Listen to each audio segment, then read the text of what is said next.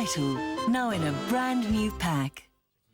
And just a quick update for you, those of you who are calling. Unfortunately, our competition to call in is over, so you can't call anymore. We'll have another one next time again. But I don't know if you ever think about this. South Africa has many, many heroes who inspire many hearts to do great things. And the man sitting right next to me today was inspired by a story that actually was founded in 1933 by a man named Phil Masterton Smith. And he's part of, or he's actually the team leader of Project Unogwaja, or the Unogwaja Challenge. And I was telling him right now, it's actually pretty unique because my childhood nickname growing up that my uncle gave me was Mutla, which is Setswana for Unogwaja, which means hair.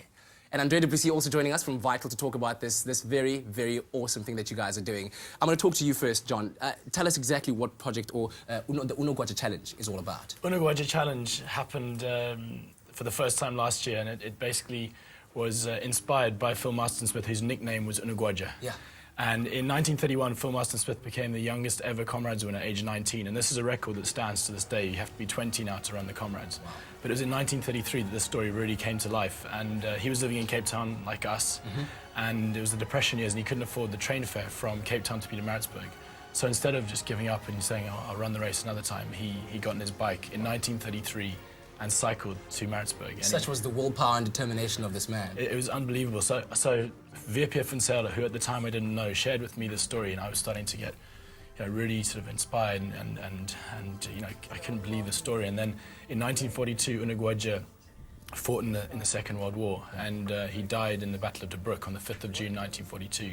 And we'd been part of an initiative called Red Sox Friday, which was started in memory of a war veteran who used to wear red socks in Port Elizabeth. And he started to wear red socks because he made a pact at the Second World War that said if anyone made it back alive, they'd always wear red socks to be together. So the moment we heard the story about Unogwaja, we just felt compelled to do it, and we followed our hearts. It's like we didn't even own bikes at the time, and now we're like on That's the... amazing. So you decided to swap over your hockey stick for a bike and a pair of running shoes. Because let me tell you, the challenge that these guys are taking on is cycling, 1,677 kilometers from Cape Town all the way to Maritzburg over a 10-day period. Yeah. And then on day 11, they then run the Comrades Marathon.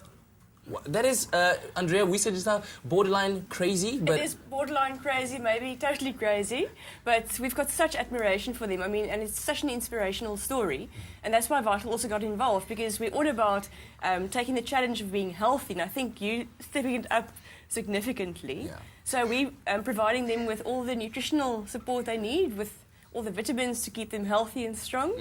And yes, we totally inspired. Absolutely. So tell me, who are the people that benefit from the cause that you guys are supporting? What actually happens? You guys do this, and how do people get involved? Right, there's many ways to get involved. For starters, on Thursday the 24th of May, which is a week today, I'm starting to get a little bit nervous, we leave the Southern Sun Hotel at 4 a.m. and people are being encouraged to join, and there's been an incredible response to people getting on their bikes. You have to register through our website, unogwajachallenge.com. People don their red socks and join us to Franschhoek on the first stage. But in terms of the charity component, we are supporting the Amabidi Bidi charities, which are the 6 official Comrades charities, and as well our headline sponsor Avis. It's now the Avis Unogwaja. They've put Jumping Kids as another beneficiary, which is a charity that provides prosthetic limbs for children in South Africa, and it's a really empowering element to see someone who hasn't had a leg to come in and be fitted with a leg. It's really inspiring. So there's that's a massive element of it. The Unogwaja Challenge is now a non-profit organisation, and these are the beneficiary charities for this year. And it's our dream to make this into one of the most unique and iconic biathlons in the world. I think you're definitely well on your way, because nobody else is doing what you guys are doing. So cycling almost 1,700 kilometers in 10 days, and on day 11, running the Comrades Marathon. I mean, wow. Where else are we looking for inspiration when it's right here in our own front yard, or our own backyard, as they say? Well, Vital, thank you so much for supporting this project. Next week, we're going to meet you and your teammates just before you start this off.